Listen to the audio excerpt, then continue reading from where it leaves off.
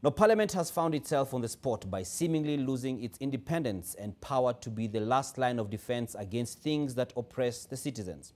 Recent incidents have shown how a large number of parliamentarians failed to fulfill the needs of the people, seemed to be full of pride and lacked independence when executing their constitutional mandates. NTV's political affairs reporter Vincent Odor tells us more. The way members of the National Assembly voted on Tuesday to approve or reject the 2024 financial bill took a political turn.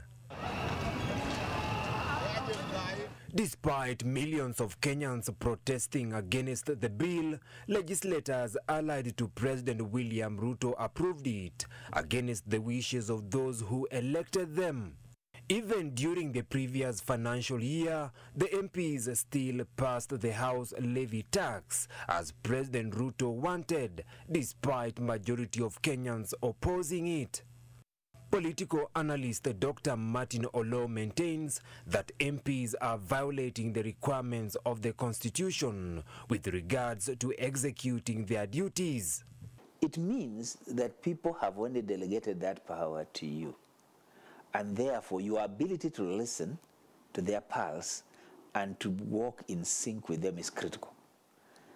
That's why there is even a recall clause. The move by the Kenya Kwanza administration to poach some of the opposition coalition Azimio MPs to bolster their numbers on the floor of the House has weakened the independence of Parliament and boosted its dalliance with the executive. The proposed law on public participation has been in abeyance in the National Assembly, giving members a leeway on how to incorporate Kenyans' views. We also have people who have been elected who have no belief in anything.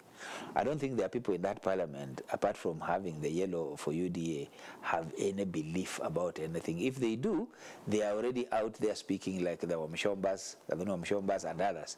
The rest, I don't know where they're going, and for that reason, they are just voting like voting machines.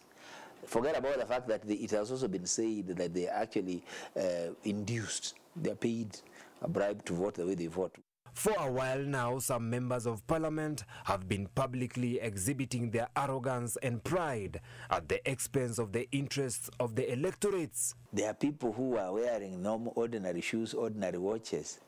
There are people who had no money the other day. They are walking now flashing brand new cars. But the worst part of it is that they are arrogant.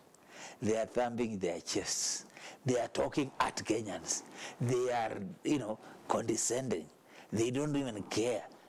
They are not even remorseful. So Kenyans have lost trust in their government. Kenyans have lost trust in their leaders. Kenyans have lost trust in their representatives. Indeed, Kenyans have taken on the responsibility to deal with their representatives, and you've seen that.